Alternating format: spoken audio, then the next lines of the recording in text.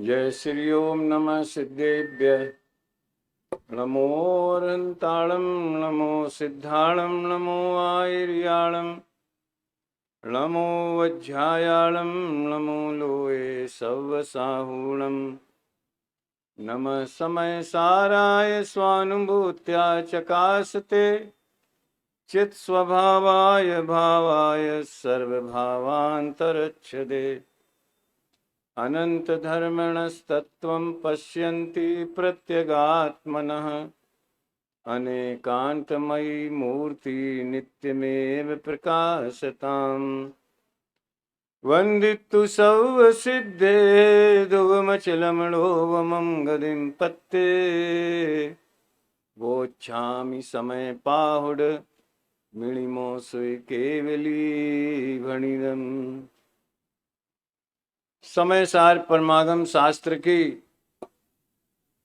इस महान ज्ञान यज्ञ में आज अंतिम चर्चा है।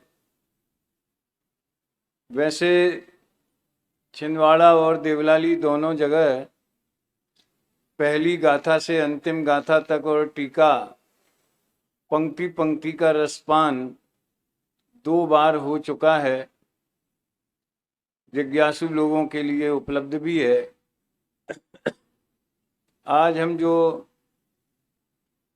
आत्मा को जानने की प्रेरणा दी गई है, दर्शन ज्ञान चारित्र से ही साध्य की सिद्धि होती है। और साध्य माने सिद्ध दशा, उसके बिना साध्य की सिद्धि नहीं होती। ये बिल्कुल सरल भाषा है, जिसे न्याय की भाषा में तथोपपत्ति यानी रत्नत्रय से ही मुक्ति की प्राप्ति और उसके बिना नहीं होगी, इसको कहेंगे अन्यथा अनुपत्ति।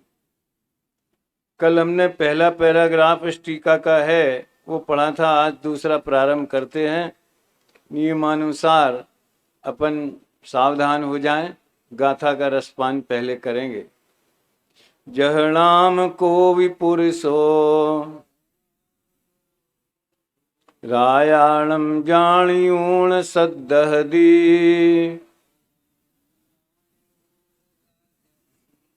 तो तम अणुचर दिपुणो अथथियोपयत्तेन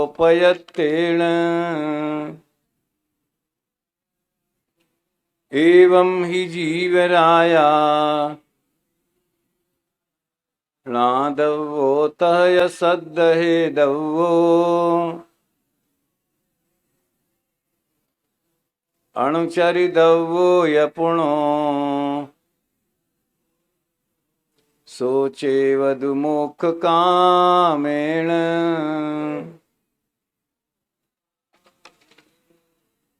आज आधी आधी गाथा पढ़ते हैं छंद, ताकि सभी लोग दोहरा सकें।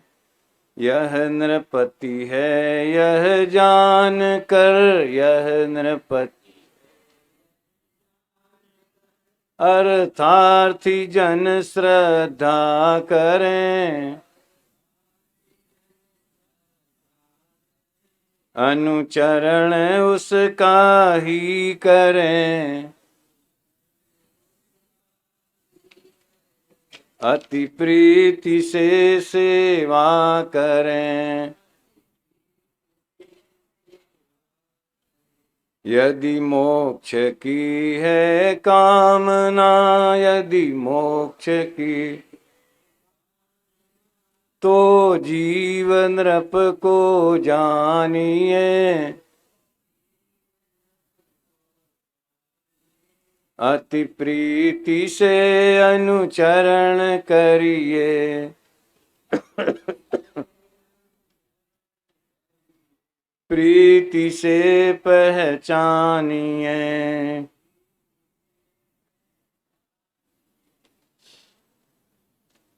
देखिए, इसके टीका की सबसे बड़ी विशेषता ये है कि जब उन्हें तथोपपत्ति समझाना है, तथोपपत्ति माने रत्नत्रय की प्राप्ति और उससे साध्य की सिद्धि। साध्य की सिद्धि तो बात कह दी, लेकिन मूल बात तो रत्नत्रय की प्राप्ति की है। अभी तो तो वो किस तरीके से बताई है, ये बात ध्यान देने की है। और रत्नत्रय की प्राप्ति के लिए क्या करना चाहिए, ये 15वीं गाथा में बता दिया। ज्ञान सामान्य का आविर्भाव और ज्ञेयाकार ज्ञान का तिरोभाव। अभी उदाहरण आया था सिनेमा के पर्दे का, और छंद चल रहा था, ज्ञान ज्ञेय ज्ञान में झलकते हैं लेकिन ज्ञान ज्ञेय रूप नहीं होता। ये जरा शास्त्रीय भाषा हो गई। पर्दे पे चित्र बनते हैं, आग भी लगती है, पानी भी बरसता है, किसी की हत्या भी हो जाती है? सारे तमाशे होते हैं जो दुनिया में होते हैं वो पर्दे पे दिखाए जाते हैं, लेकिन पर्दा तो पर्दा रूप ही रहता है। बस वह ज्ञान ही पर्दा है। ज्ञान दर्पण, ज्ञान को दर्पण भी कहते हैं, ज्ञान को पर्दा भी कहते हैं, ज्ञान को दीपक भी कहते हैं। ये तो सब रवि रवि भी कहते हैं। ये तो सूर्य रवि भी कहते हैं। तो लेकिन उसे प्राप्त करने की आत्मा को क्या विधि है? चाहे ज्ञान सामान्य का आविर्भाव वाली भाषा बोलो, चाहे ये 17वीं 18वीं की टीका वाली भाषा बोलो, अनेक प्रकार के भेदभावों में ये आत्मा छुपा हुआ है, मान लो है। और लेकिन एक किरण उसकी निकल रही है, वो है जानन क्रिया। यहां उसको ही अनुभूति कहा है, अनुभूति स्वरूप, अनुभूति प्रकट होना, भेद विज्ञान पूर्वक जिसमें अतीन्द्रिय आनंद साथ में आता है, संबर निर्जरा तत्व प्रकट होता है, वो अनुभूति जुदी है। उस अनुभूति के लिए ये अनुभूति स्वरूप भगवान आत्मा, तो जो अनुभूति है वही मैं हूं, अनुभूति है वही मैं हूं, ऐसा बोलो। ज्ञान है वही मैं हूं, ऐसा बोलो, है। आत्मा ज्ञानम स्वयं ज्ञानम। तो अनुभूति लक्षण से आत्मा को पहचाना। सारी दुनिया में लक्षण से किसी विशेष पदार्थ को, जिसका कि वो लक्षण है, उसे लक्ष्य कहते हैं। या आत्मा को लक्ष्य बनाना वो जुदी बात है। कोई अपना डेस्टिनेशन नक्की कर लेना कि हमारा लक्ष्य है, हमें देश का विकास करना है, ये करना है, वो जुदी बात है, उद्देश्य जुदी बात है। यहाँ तो अग्नि का लक्षण उष्णता, मिश्री का लक्षण मिठास, आत्मा का लक्षण, आत्मा माने मेरा लक्षण ज्ञान। तो ज्ञान लक्षण से आत्मा को पहचाना, तो क्या हुआ, वो 2.5 पंक्ति रह गई थी। ऐसा श्रद्धान उदित होता है, इस आत्मा को जैसा जाना वैसा ही है, इस प्रकार की प्रतीति जिसका लक्षण है। देखो, आत्मा का लक्षण है ज्ञान, तो प्रतीति किसका लक्षण है? ज्ञान लक्षण से आत्मा को जान लिया तो जो प्रतीति हो गई माने सम्यक दर्शन हो गया। प्रतीति माने श्रद्धान है।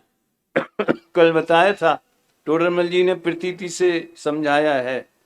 ऐसा श्रद्धान उदित होता है, और जब ये आत्मा समस्त अन्य भावों का भेद होने से निसंक स्थिर होने में समर्थ। आज मुझे पहले इसकी चर्चा करनी 5-7 मिनट। देखो, एक बात सारे जैन शासन में कही गई है कि सम्यक्त के बिना व्रत आदि नहीं होते, सम्यक दर्शन के बिना ज्ञान और चारित्र नहीं होते। मोक्ष महल की प्रथम सीढ़ी या बिन ज्ञान चरित्रा सम्यकता न लहे। ज्ञान चारित्र परिणमते तो हैं, लेकिन उनमें सम्यक पने की मोहर छाप नहीं लगती। मोक्ष मार्ग के अंग नहीं बनते वो, है। सो तारो भव्य पवित्रा। और इसी को अमृत चंद्र देव ने, इन्हीं अमृत चंद्र ने, अमृत चंद्र के दर्शन आपको अलग अलग होते हैं। आत्मख्याति के अमृत चंद्र अलग हैं, प्रसाद सिद्धू पाए के अलग हैं, लघु तत्व स्फोट के तो और ही गजब के हैं। तो तत्रादौ सम्यक्त्वम समुपाश्रणीयम अखिल यत्नेन। इसलिए आदौ माने सबसे पहले, पूरी ताकत लगा के, संपूर्ण उद्यम करके, पूरे प्रयत्न से सम्यक्त का को प्रकट करना चाहिए। क्यों? पहला नंबर सम्यक दर्शन को क्यों देते हैं? उस पे इतना भार क्यों देते हैं? इसलिए देते हैं कि तस्मिन् सत्येव यतो भवति ज्ञानम चरित्रम चा। 6 डाला में नेगेटिव लैंग्वेज है, उसमें पॉजिटिव। उसमें कहा या बिन ज्ञान चरित्रा सम्यकता न लहे। उसमें लिखा है तस्मिन् सती एव, ऐसा होने, सम्यक्त के होने पर ही ज्ञान और चारित्र होते।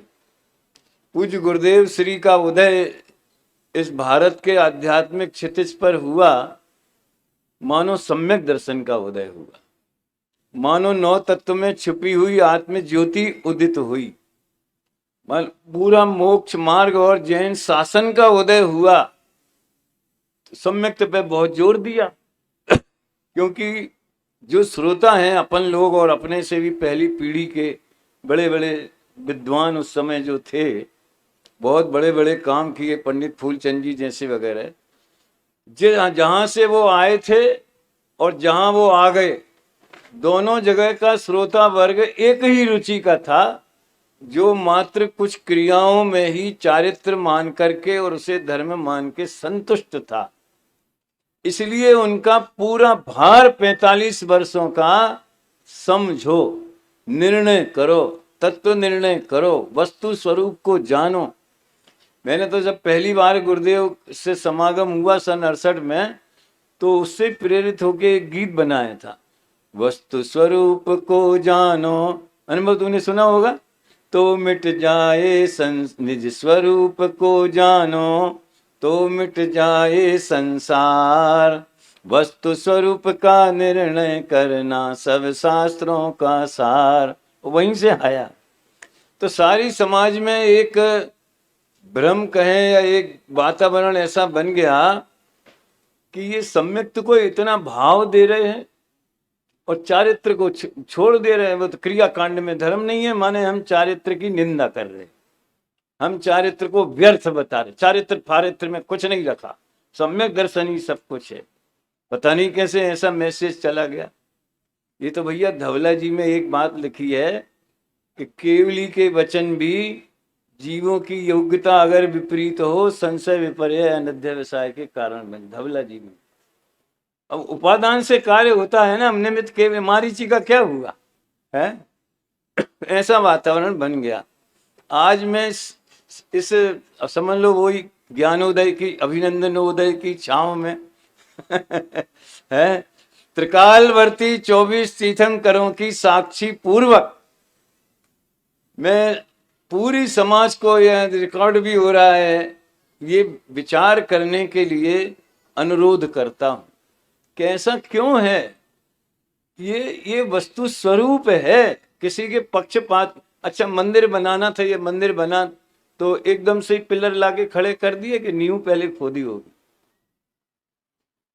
सिंपल बात है। घर बनाते हैं, मंदिर बनाते हैं तो पहले क्या बनाते हैं?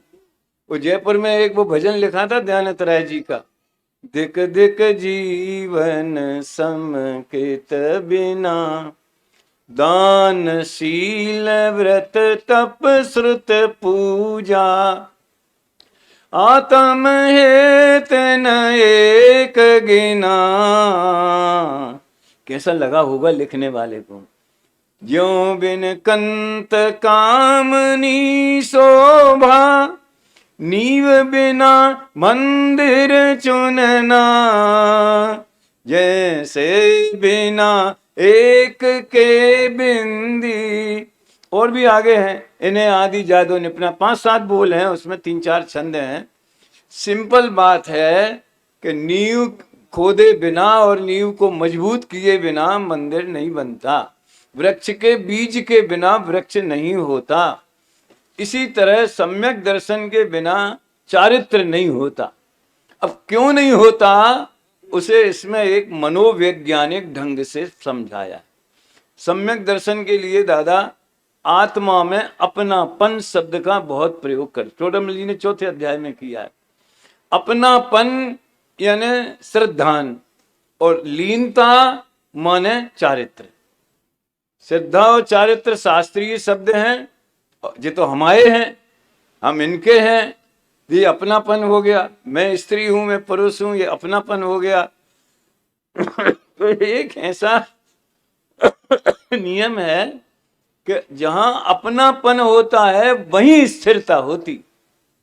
अब इसके अनेक दृष्टांत हैं, आप और भी जगह सुन लेना।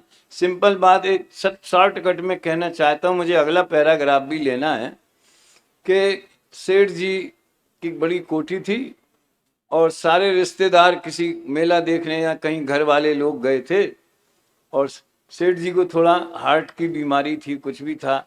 उनका भैया मैं तो यहीं आराम करूंगा।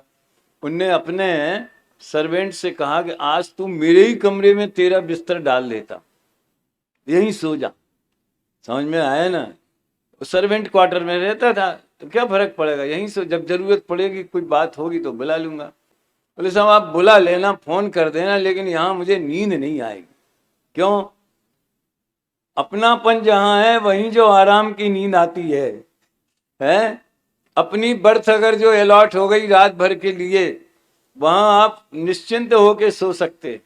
और टीटी ने बोला थोड़ी देर बाद बताएंगे, यहीं बैठी रहो। तो पता नहीं कोई आ जाए तो कहे जे हमारी है, तो शंका बनी रहती।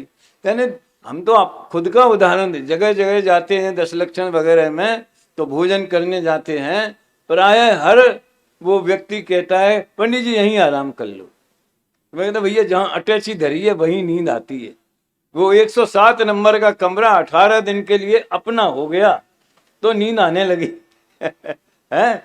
एक सज्जन बोले, बड़े चतुर थे, बोले अटैची यहीं बुलवाए देते। तो अपनेपन के बिना स्थिरता नहीं होती। अब इसको दर्शन और श्रद्धान और चारित्र की भाषा में कन्वर्ट कर लो। श्रद्धान के बिना चारित्र नहीं होता। अब वो चारित्र कषाय के अभाव रूप निश्चय चारित्र की बात है, और जब वो होगा तो बाह्य में गुण स्थान प्रमाण व्रतादि हुए बिना नहीं रहेंगे। इसलिए इसमें ये बिल्कुल मत समझना कि सम्यक्त चारित्र की अपेक्षा सम्यक्त की कीमत कम है, ऐसा बिल्कुल मत समझना। चारित्र में ज्यादा पुरुषार्थ है, सम्यक्त में केवल अनंतानुबंधी टूटती है, बस। समझ में आया ना? यद्यपि वो अनंत संसार का कारण बनती है, लेकिन एक चौकड़ी टूटती है। सम्यक्त में कितना पुरुषार्थ और चारित्र में कितना पुरुषार्थ। कुंद कुंदाचार्य ने 2 सूत्र वाक्य कहे, दोनों पूरे। हमारे जबलपुर में मंदिर बन रहा है ना, तो इनका मानस्तंभ में कुछ लिखाना है, तो इनका एक बिल्कुल सामने लिखाना दंसण मूलो धम्मो, उसके नीचे लिखाना चारित्रम खलु धम्मो। सम्यक दर्शन धर्म का मूल है। तो मूल खाया जाता है, मूल माने जड़, मूल माने बीज, बीज खाया जाता है, जड़ कोई खाता है? खाने के काम में क्या आता है? अरे उसमें से जो वृक्ष होता है, उसका जो फल होता है वो खाया जाता है। सम्यक दर्शन जड़ है, चारित्र वृक्ष है, और उसमें लगने वाला अतीन्द्रिय आनंद जो प्रकट होता है वो उसका स्वाद है, वो उसका फल है। बिल्कुल पूरी हमारे पूज्य गुरुदेव श्री के प्रेरणा से जो अध्यात्म जगत सृष्टि उसका निर्माण हुआ है, किसी के दिमाग में स्वप्न में भी कभी ये बात नहीं है कि चारित्र फारित्र से कुछ नहीं होता, बाह्य क्रिया से कुछ नहीं होता, ये तो कहा है। लेकिन चारित्र की कीमत सबसे ज्यादा है। और सुनो एक प्रश्न और, ज्ञान के बिना चारित्र नहीं होता। मैं कहता हूं चारित्र के बिना ज्ञान भी नहीं होता। अरे ये कैसी बात हो गई? सुनो, सम्यक ज्ञान के बिना सम्यक चारित्र प्रकट नहीं होता। ये तो चौथे पांचवें छठवें की बात हुई। और चारित्र के बिना ज्ञान नहीं होता माने क्या? छायक चारित्र के बिना केवल ज्ञान नहीं होता। सेटिंग बैठ गई। है? पहले छायक चारित्र होगा 12वें गुण स्थान में, फिर 13वें में अनंत चतुष्टय के धनी तुम्ही हो सिरताज, मुक्ति वधु के कंत तुम 3 भवन के राज। अभी जो आज कहना है, आज तो क्लास नहीं है ना, बाद में तो दूसरा कुछ होगा। अभी होना है, अभी तो चल रही ना, लेकिन यहां तो कुछ नहीं है ना। चलो जय जिन्हें, क्योंकि बड़ा मार्मिक प्रकरण है। अब इसमें लिखा है दूसरा पैराग्राफ, तीसरे पैराग्राफ में अन्यथा अनुपपत्ति को समझाया है। अन्यथा अनुपपत्ति माने कि अगर रत्नत्रय नहीं होगा, सम्यक दर्शन ज्ञान चारित्र नहीं होगा, तो मुक्ति भी नहीं होगी। इसका नाम क्या है? अन्यथा अनुपपत्ति। ठीक है। उसको किस तरीके से समझाया है? वो कहते हैं कि भैया, जैसे कल मैंने भी वाली बात कही थी कि जिसने सम्यक दर्शन प्रकट किया, क्या बोलते, अनुभूति लक्षण से आत्मा को पहचान लिया, उसने तो कमाल कर दिया। क्या कमाल कर दिया? कि 9 तत्व के भेदों में, गुण स्थान मार्गण स्थान के भेदों में छुपी हुई चैतन्य ज्योति, तो चैतन्य की एक किरण जानन क्रिया, उसको पकड़ लिया और गायक तक पहुंच गया। ऐसा अपूर्व कार्य, नरभव पाकर अपूर्व कार्य करूंगा, ये काम उसने कर लिया।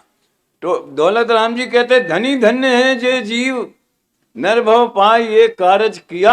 अभेद में भेद में अभेद को देख लिया, भेद का निषेध नहीं किया, लेकिन भेद का लक्ष्य भी नहीं किया, ऐसा काम किया। अब दूसरे लोग हैं, समझ लो अपन कौन सी भूमिका में आते हैं, ये तथोपत्ति तो अभी हुई नहीं, अब तो अन्यथा अनुपत्ति की बात है, वो देखें।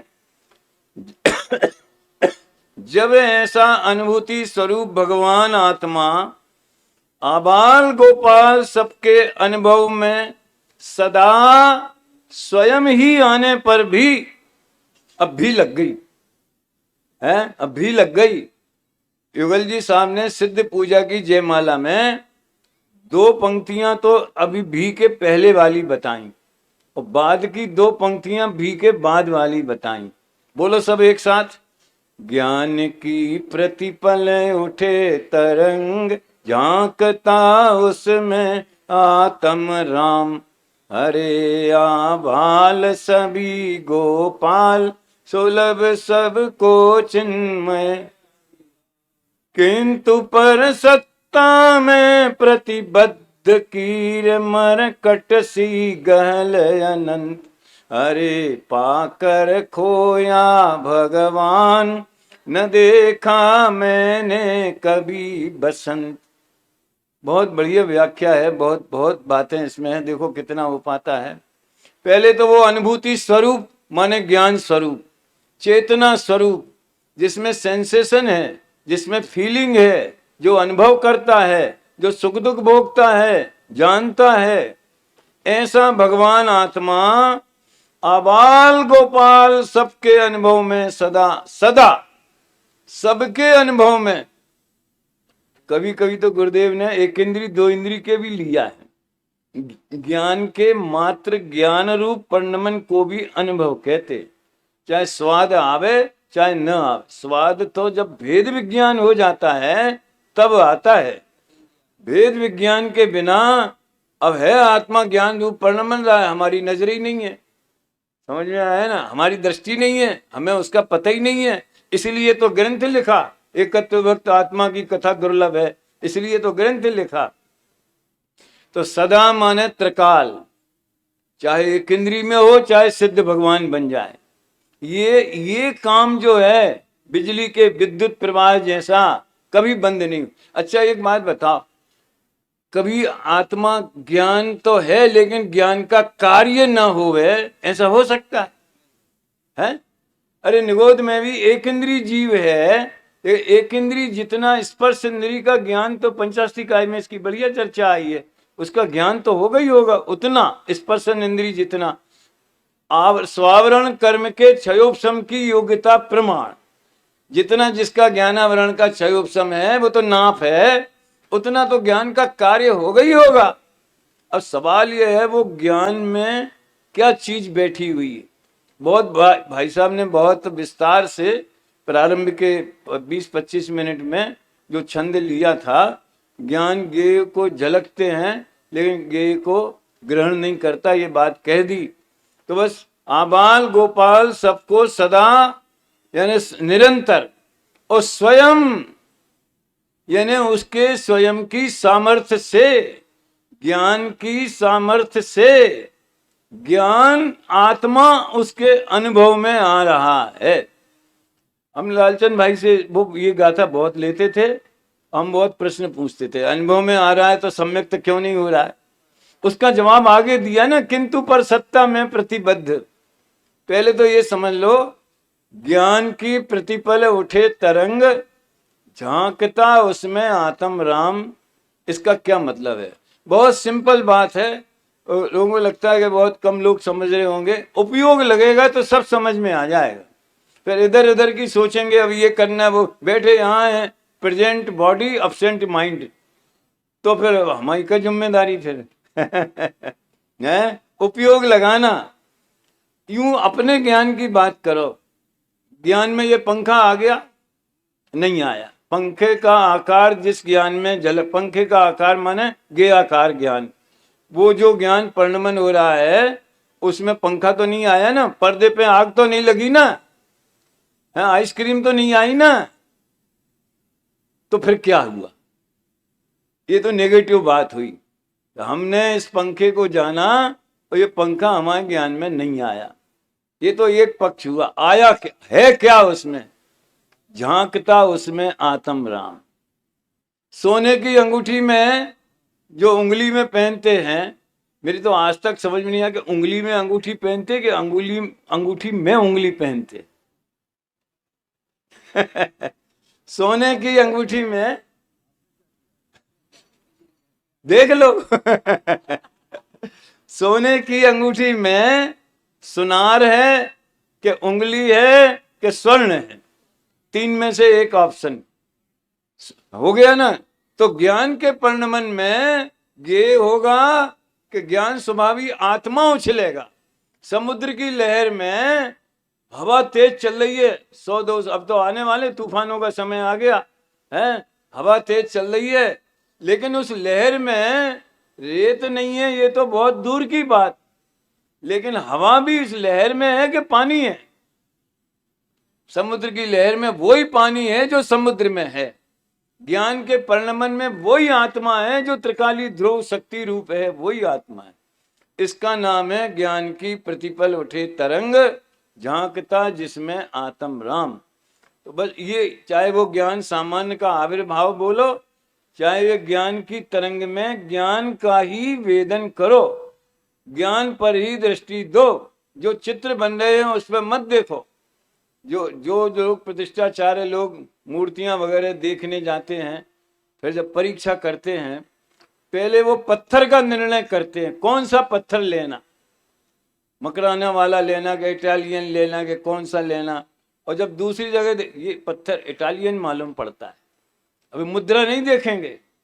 मुद्रा तो पहले देख ली, दर्शन कर लिए, पूजन कर ली, जो भी किया वो कोर्स पूरा हो गया। अब बात, इतनी सारी एक सी मूर्तियां, इतनी 72 मूर्तियां और इतनी सारी और भी इधर उधर सब हैं, उनमें ऐसा पत्थर उनको मिला कहां से आके? तो प्रतिष्ठाचार्य को पत्थर दिखता है, जिसकी रुचि है उसको वही दिखता है भैया। हैं दादा एक घटना सुनाते, जब टोडरमल स्मारक बना, कितना बड़ा स्मारक है मालूम? 65 बाई 105 फुट का वो टोडरमल स्मारक का हाल है, हैं? और उसकी उतनी बड़ी छत, अब तो उस पर मंदिर बन गया। तो शुरू में जब हमारा विद्यालय नहीं खुला था तो समाज को बड़ी जिज्ञासा होती, स्मारक बनाया, तो लोग देखने आते थे। तो दादा जाते थे, स्मारक घुमाते थे, दिखाते थे, आपस में बोले इतनी बड़ी छत, इसमें तो 50 बोरा मिर्ची एक साथ सूख सकती है। उसको क्या देखा? गे लुब्ध प्राणियों को ज्ञान में ज्ञान नहीं दिखता, उसको ज्ञान में गे दिखता है। और कोई ऐसे छत हॉल खाली पड़ा है, इसका क्या किया जाए? 50 सिलाई मशीनें रख दो, और जो गरीब अनाथ विधवा माताएं बहनें हैं उनको बिठा लो, उनकी आ जाओ, इससे बढ़िया क्या उपयोग हो? कभी कभी मुझे एक अनुचित सा विचार है, काश दादा अगर टोडरमल स्मारक में न आते तो क्या स्वरूप होता? इसका जवाब तो केवली भगवान भी नहीं देते। सिलाई मशीन चलती है? नहीं चलती, यही होना था। आते कैसे नहीं? 1000 शास्त्री तो बनने ही थे, समझ में आया ना? फिर वो अपना नया क्या बन रहा है, विद्यालय भवन, वो भी बनना ही था। मैं ये केवली भगवान सकल प्रत्यक्ष ज्ञानी होते हैं, आलतू फालतू प्रश्नों का जवाब नहीं देते थे। चलो, ज्ञान की प्रतिपल उठे तरंग, झांकता उसमें आत्म राम। तो आबाल गोपाल सबको अपने ज्ञान ज्ञान की लौ में ज्ञान ही प्रकाशित होता है। देखो भैया, ज्ञान का स्वपर प्रकाशक स्वभाव और स्वपर का भेद विज्ञान दो अलग अलग चीजें हैं। जब हम ये बोलते हैं तो कि ज्ञान स्वपर प्रकाशक है, तो स्व प्रकाशन का मतलब उसको आत्मा का अनुभव हो रहा है ऐसा नहीं है। वहां स्व माने वो ज्ञान की पर्याय ही स्वयं के लिए स्व है। ऐसा किसका ज्ञान है? जो आप जानते हो उसे भी आप जानते हो कि मैं जान रहा हूं, नहीं जानते हो उसे भी जानते हो। कक्षा में एक प्रश्न पूछा, समझ में आया ना? बाल बोध की कक्षा थी और उसको बोला अनंत परमेष्ठी की परिभाषा बता। बोलना नहीं, कोई जिसको आता हो वो हाथ ऊंचा करे, ऐसा प्रश्न किया। तो 4-6 बच्चों ने हाथ उठा दिया, कुछ बच्चों ने नहीं उठाया। अभी जवाब किसी से नहीं मांगा है, तो जिसने हाथ उठाया, तुमने हाथ क्यों उठाया? मुझे अनंत परमेष्ठी की परिभाषा मालूम है। तो वो अपने ज्ञान को जानता कि नहीं जानता? ज्ञान को जाने बिना उसने कह दिया कि मुझे मालूम है। अब दूसरी बात, जिसने नहीं उठाया, तूने क्यों नहीं उठाया? तू तो बड़ा होशियार है, तूने क्यों नहीं उठाया? साहब मैं भूल गया। तो आश्चर्य की बात है कि जो ज्ञान, जो ज्ञेय का ज्ञान ज्ञान में नहीं है, उसके अभाव पक्ष को भी जान रहा है कि मुझे याद है। अपन लोग बोलते हैं कोई कोई छंद बोलना होता है और पूरा याद नहीं आता, कहते इस समय याद नहीं आ रहा है। याद नहीं आ रहा है ऐसा हमारा ज्ञान जानता है कि नहीं जानता? कठिन तो है, कठिन तो नहीं है ना। वो इसके लिए शास्त्री बनने की जरूरत नहीं है। शास्त्री की बनने की जरूरत तो गणधर की गद्दी पे बैठने के लिए है। समझ में आया ना? ये समझने के लिए सत्येंद्र भी समझ सकता है। समझ में आया क्या? कल मेरे पास कोई आया था, मैंने उसको बताया था, जो हमें नहीं मालूम, हमें नहीं मालूम, हमें पता नहीं है कौन सा मंत्री को कौन सा विभाग मिलेगा, जे हमें पता नहीं है। हमें पता नहीं है, जे पता है कि नहीं?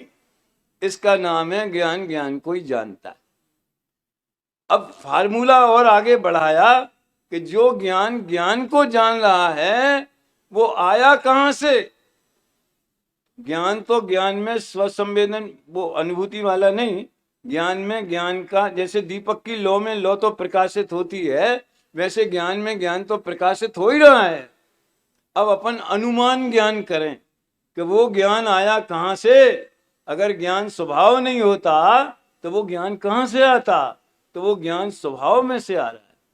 यानी ज्ञायक में से वो ज्ञान की किरणें, सूर्य में से किरणें निकल रही हैं। तो इस अपेक्षा से ये भी कह देते हैं कि प्रत्येक आत्मा को ज्ञान में ज्ञायक ही जानने में आ रहा है। जाननारो जनाए छे। अभेद विवक्षा में कहो तो जाननार आत्मा है, भेद विवक्षा में कहो तो वो ज्ञान पर्याय ही जाने। अब समस्या क्या हो गई? किंतु पर सत्ता, किंतु लगाई, यानी हाथ पे रखा है। देखो, हमें अनुभूति प्रकट करना है, सम्यक दर्शन तो ठीक है, अनुभव करना है आत्मा का, ये समस्या नहीं है। हमें ज्ञान का अनुभव निरंतर हो रहा है ये पता नहीं है, ये समस्या है। हमें पता नहीं, अनुभूति की धारा तो बह रही है, अनुभूति स्वरूप आत्मा की धारा तो त्रिकाल बह रही है, लेकिन हमारी उस पर नजर नहीं है। किंतु पर सत्ता में प्रतिबद्ध, कीर मरकट सी गहल अनंत, अरे पाकर खोया भगवान, न देखा मैंने कभी बसंत। नहीं देखा निज शाश्वत देव, रही क्षणिका पर की प्रीति क्षम्य कैसे हो ये प्रकृति की। एक बार बाबूजी का कोई, उनकी हाजिरी थी, और उसमें उन्होंने कोई 90 बार था शायद, कोई स्मारिका निकालनी थी। मैं 8-10 लाइन भेजी है, बुक पता नहीं कहाँ गई। जैसी जैसे भगवान वैसी पूजा, जितना सुपर स्टैंडर्ड, जो सर्वोत्कृष्ट सिद्ध भगवान सर्वोच्च देव, वैसी ही सर्वोत्कृष्ट पूजा। समझ में आया? प्रारंभ में ज्ञान का स्वरूप बताया, फिर अपनी भूल बताई, समझ में आया ना, और दशा चारों गति की दयनीय यानी संसार अवस्था का वर्णन किया, और फिर क्या है वो बताए मर्म अरे बिन कौन, वहां से सिद्धों का वर्णन चालू हो गया। नहीं प्रज्ञा आवर्तन शेष, हुए सब आवागमन अशेष, अरे प्रभु एक में आप अनेक बसते, ऐसा है ना। चलो, तो कीर मरकट सी गहल अनंत, किंतु पर सत्ता में प्रतिबद्ध। इसका अर्थ क्या हुआ? इसका अर्थ देखो, किंतु मूल अज्ञानी जन को जो ये अनुभूति है वो ही मैं हूं, ऐसा आत्मज्ञान उदित नहीं होता। समझ में आया ना? उधर उदित होता था, इधर उदित नहीं हुआ, और उसके अभाव से अज्ञात का श्रद्धान गधे के सींग के समान है। अब जिसका ज्ञान ही नहीं है उसकी प्रतीति कैसे होगी, उसमें अपनत्व कैसे होगा? इसलिए टोडरमल जी ने पहले ज्ञान, फिर श्रद्धान, फिर आचरण, ये शैली कुंदकुंदाचार्य की शैली है। लेकिन मोक्ष मार्ग अब तत्वा सूत्र में पहले श्रद्धान, विरोध नहीं है इसमें, जाने बिना श्रद्धान नहीं होगा, लेकिन जब श्रद्धान होगा तभी वो ज्ञान मोक्ष मार्ग का अंग बनेगा, सम्यक नाम पाएगा। बस इतनी बात है। दादा वो फोटो कॉपी का उदाहरण देते थे। श्रद्धान भी नहीं होता और अन्य भावों से भेद नहीं हुआ, आत्मा में निसंक स्थिरता नहीं, फिर वो विकल्प आते। वो भाई साहब बहुत वर्णन करते ना ज्यादा, फलाना स्त्री आ गई, पुत्र आ गया, ये आ गया, वो आ गया, निसंक स्थिरता होती नहीं है। अपना और अपनापन होने पर भी गुण स्थान प्रमाण पुरुषार्थ आगे बढ़ता है, तब स्थिरता सहज होती है। अब ये पूरा हमने ये विषय ले लिया, नहीं तो सहजता और पुरुषार्थ, जयपुर में जब दादा का वियोग हुआ था हम रुके थे, तब इस पे 5-6 दिन इस पे चर्चा हुई थी, सहजता के ऊपर। अभी उसमें कुछ नहीं कहना है, अभी तो ये कहना है श्रद्धा नहीं हुआ इसलिए चारित्र नहीं हुआ, इसलिए मोक्ष मार्ग प्रकट नहीं हुआ। अब ये कीर मरकट क्या होता है? बहुत से लोग तो जानते होंगे, वे पक्का कर लें, नहीं जानते हो वे समझ ले वे। कीर माने तोता। तोता जैसे अज्ञानी बना रहता है तो बंधन में पड़ता है। कैसे? तोते पकड़ने वाले क्या करते हैं, जहां तोते उड़ते रहते हैं उस एरिया में एक बांस गाड़ा, उस पर एक रस्सी बांधी, और उसका दूसरा सिरा वो धागा लपेटने की वो होती ना, गिल की गिट्टी क्या बोलते हैं, पोली रहती है तो नल की, उसमें अंदर से वो रस्सी निकाल करके 10-20 उन्होंने वो नल की गिल की राख दी है। अब वो पोली है, तोते को तो पता नहीं, तो वो आएगा तो बैठेगा तो क्या हुआ, उलट जाएगा और डर के मारे पकड़ लेता है। अब उसका मनोविज्ञान ऐसा है, मैं आपसे पूछता हूं वो उड़ना जानता है कि नहीं जानता? तो फिर काय को नहीं उड़ रहा है? मैं जानता हूं ये नहीं जानता, मैं उड़ सकता हूं ये नहीं जानता। दौलत राम जी का ये गीत हमने अपनी दौलत विलास वाली कैसेट में रखा। अपनी सुध आप भूल आप दुख उपायो, ज्यों सुख नव चाल बिसर नल नील कृकायो। वो मैं आकाश में उड़ना, जहाँ पक्षियों को तो नेचुरल होता है ना, भाव प्रत्यय, जो उड़ने की क्षमता है भाव प्रत्यय ही है। तो उड़ना जानते हुए भी बंधन में पड़ गया। क्यों पड़ गया? क्योंकि मैं उड़ सकता हूं ये भरोसा उसको नहीं है। ऐसे ज्ञायक होते हुए भी, ज्ञान स्वभावी होने पर भी ये आत्मा अनादि से बंधन में क्यों पड़ा है? क्योंकि अनुभूति की धारा बहते हुए भी मैं ये अनुभूति हूं ऐसा नहीं जानता। कैसा जानता है? मैं सुखी दुखी मैं रंग राव, मेरे धन ग्रह गोधन प्रभाव, ये जानता है। अनुभूति है वो, अनुभूति में ही ये सुखी दुख ज्ञात हो रहे हैं, ये नहीं जानता। इतनी सी बात है। कोई देखो, ये जो ज्यादा शास्त्र अभ्यास करने की प्रेरणा दी जाती है, ये तो उपयोग विकथाओं में न फंसे, पाप की विकल्पों में ज्यादा न फंसे, इसलिए स्वाध्याय की, सत्संग की, शिविर अटेंड करने की इसलिए प्रेरणा दी जाती है। काम तो इतना ही सा है सिर्फ कि ज्ञान को ज्ञान रूप में जानना, न उसमें ज्ञेयाकार देखना, न उसमें राग द्वेष देखना, न उसमें मोह कर्म के उदय वाले भाव देखना, न उसमें ज्ञेयाकार भावों को ज्ञेयाकार है, ज्ञेय तो नहीं है ना, ज्ञान ही है। अब वो मरकट का क्या हुआ? कीर मरकट सी गहल अनंत, वो मरकट का क्या हुआ? बंदर। दो उदाहरण दिए उन्होंने, तोते वाला हो गया क्लियर। अब बंदर के सबको पता है, हमने बचपन में जो कहानियों की किताब होती कोर्स में, उसमें पढ़ा था।